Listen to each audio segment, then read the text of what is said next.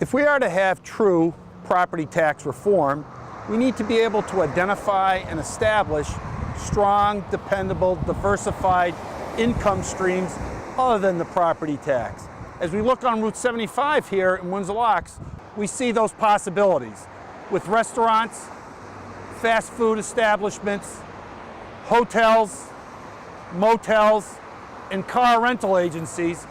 We are able to charge potentially additional meals tax, room tax, and transit taxes to replace the property tax, which needs to be reduced and removed from the burden of our homeowners as well as some of our corporate taxpayers. We need to think long and hard because a diversified tax that's stable allows us to be more creative, thereby reducing property tax for the homeowner. Hi, my name is Tim Curtis. I'm a resident of Windsor. I'm a former member of the Windsor Board of Education, and also I've been a member of the Windsor Town Council, having served as its deputy mayor. And I'm here to give my support for Rusty Peck, who is the running for candidate at the 60th District as a state representative.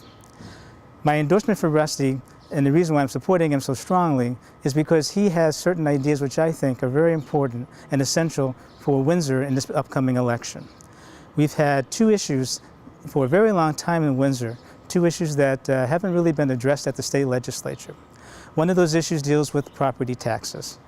For too long, we've been talking a lot and talking to legislators about the importance of the need for property tax changes in our property tax system, because it's a regressive tax.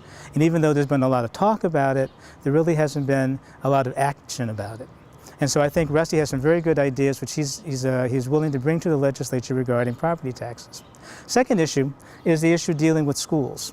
And the fact that that's an issue that is actually tied to the property tax issue, because the way we fund schools, the school districts in the state, is based on the property taxes.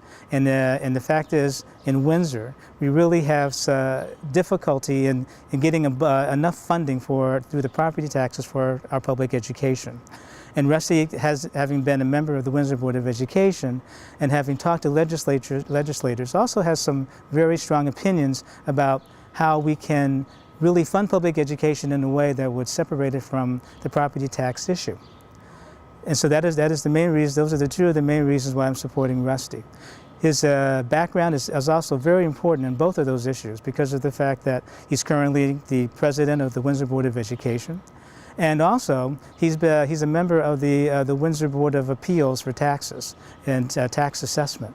And so he has firsthand knowledge on both of those issues, the issues dealing with property taxes and also the issues dealing with our schools. Those are the reasons why I strongly support Rusty Peck, and I also hope that you will agree with me, and on August 10th you will come out in the Democratic primary and support Rusty Peck, who is going to be Windsor's candidate for the 60th District State Representative.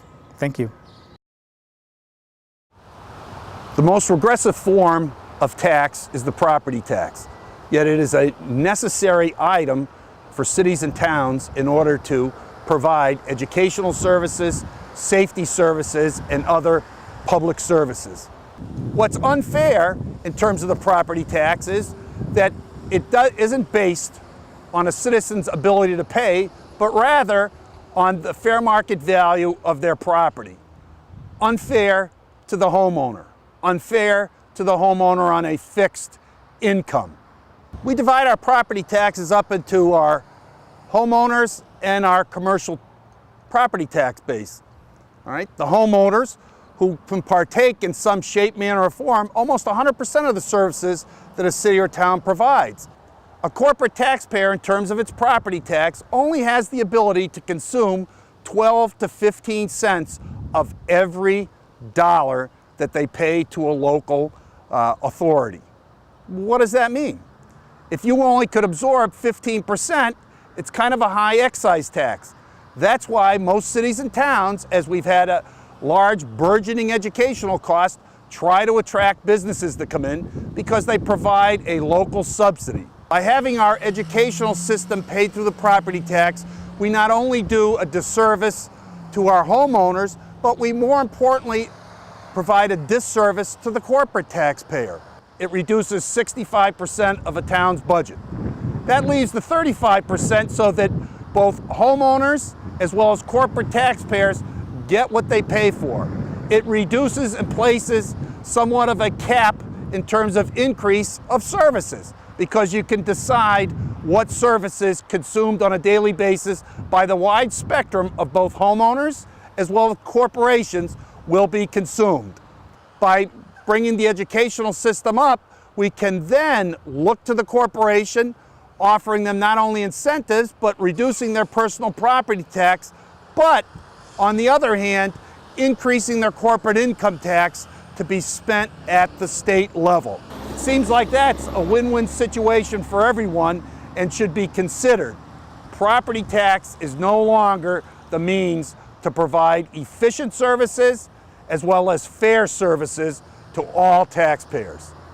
There's a certain uniqueness in property tax that real estate provides because of its location, and therefore the determining of the fair market value and the ultimate charge is against property tax. But what about property tax on personal property, which has the same intrinsic wealth, whether it's located in Hartford, Windsor, Windsor Locks, or Bloomfield? Shouldn't that be taxed at the same amount? How can we hope to influence upwardly mobile people to move into our urban areas or other communities when the same cost of property tax for a car in Windsor and Windsor Locks is 3 times that amount in Hartford, is 3 times that amount in Bridgeport? We need to look to have a realistic application of property tax, especially in the motor vehicle area there, to incent people for transit and other areas. That idea is necessary to be put on the table. It's done in other state jurisdictions. Why not in Connecticut? Hi, I'm Rusty Peck, and I approve this ad. I'm Rusty Peck, a college professor and CPA who's the endorsed Democratic challenger for a seat in the 60th House District for the state of Connecticut.